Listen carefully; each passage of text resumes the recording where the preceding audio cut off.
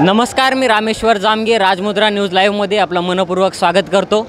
इतके दिवस लोकसभेची रणधुमाळी चालू होती आणि या रणधुमाळीचा शेवटचा दिवस म्हणजे निकालाचा दिवस असतो आणि आज नांदेड लोकसभेचा निकाल जाहीर झाला आहे आणि निकालामध्ये वसंतराव चव्हाण यांचा विजय झाला।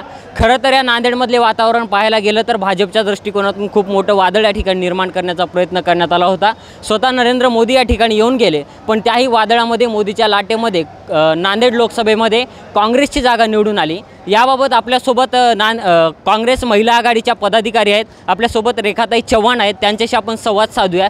ताई, वाटलं होतं की या एवढ्या मोठ्या मोदी लाटेमध्ये काँग्रेसची जागा नांदेडमध्ये येईल? सगळ्यात प्रथम मी आता या ठिकाणी राजमुद्रा चॅनलचं पण आभार मानते आणि ज्या मायबाप जनतेने नांदेड लोकसभेची ही सीट काँग्रेसच्या पदरात टाकली त्या मायबाप जनतेचं पण या ठिकाणी मी आभार व्यक्त करते। आणि तुम्ही मला प्रश्न विचारलात की मोदी लाटेमध्ये तुम्हाला वाटलं होतं का? सर्वप्रथम बघा, मला वाटतं राजमुद्रा चॅनललाच मी मुलाखत दिली होती, तेव्हा पण मला हाच प्रश्न विचारला होता की मोदी लाट आहे।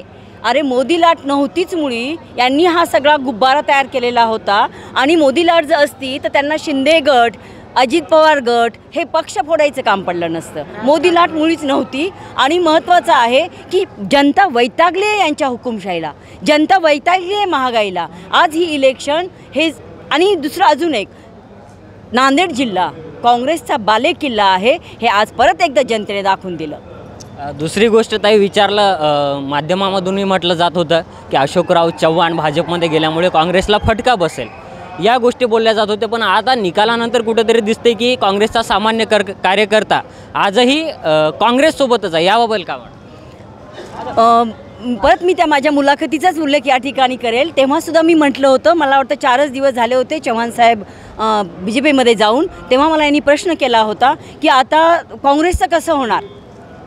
मी तेव्हा पण त्यांना हेच सांगितलं होतं, नेता जरी गेला, नेता हा कार्यकर्त्यांच्या जीवावर मोठा होत असतो आणि कार्यकर्ता आजही आहे त्या ठिकाणी आहे, आम्ही परत काँग्रेस उभारू, हे त्या ठिकाणी मुलाखतीमध्ये मी म्हटलं होतं।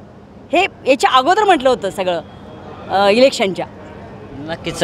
त्यानंतर अजून एक गोष्ट, महत्त्वाचा मुद्दा असा येतो की काँग्रेस येण्यामागं जरांगे फॅक्टर महत्त्वाचा ठरला, याबाबत तुम्हाला काय वाटतं?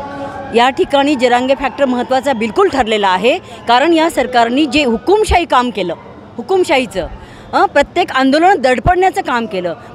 लहान मूल बघितलं नाही, महिला बघितलं नाही, महिलांची डोकी फोडली का नाही? मराठा समाज त्याच्यामुळे या सरकारवर नाराज आहे आणि त्यांनी एकच सांगितलं की आपली ताकद आपण मतदानातून दाखवून देऊ। जरांगे फॅक्टरचा परिणाम आहेच।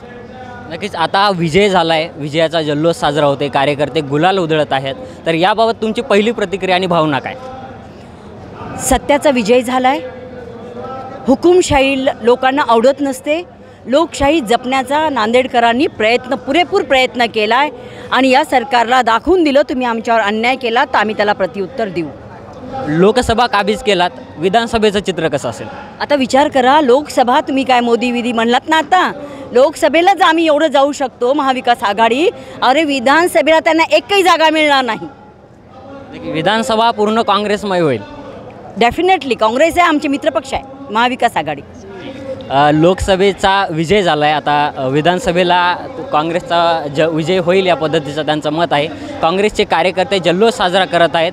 याबाबत नांदेड लोकसभेमध्ये काँग्रेसचे उमेदवार वसंत चव्हाण निवडून आलेले आहेत, तर याबाबत तुम्हाला काय वाटतं आम्हाला कमेंटच्या माध्यमातून कळवा आणि अशाच नवनवीन घडामोडी पाहण्यासाठी राजमुद्रा न्यूज लाईव्हला सबस्क्राईब करा। धन्यवाद। मनोरंजनाचं प्रबोधन, करमणुकीचं उद्बोधन, बातमी अचूक, माहिती बिनचूक, पाहत रहा राजमुद्रा न्यूज लाईव्ह।